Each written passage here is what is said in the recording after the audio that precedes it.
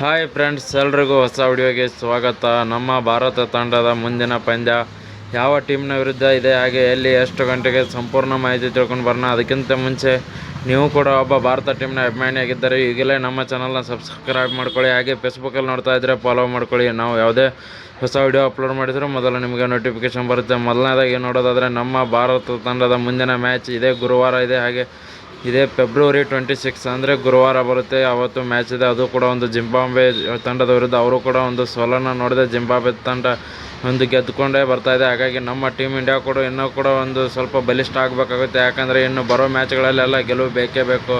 ಹಾಗೆ ಪ್ಲೇಯಿಂಗ್ 11ನಲ್ಲಿ ನೋಡೋದಾದರೆ ಏನು ಅಷ್ಟೊಂದು ಚೇಂಜಸ್ ಆಗಲ್ಲ ಅಂತ ನೋಡ್ಬೋದು.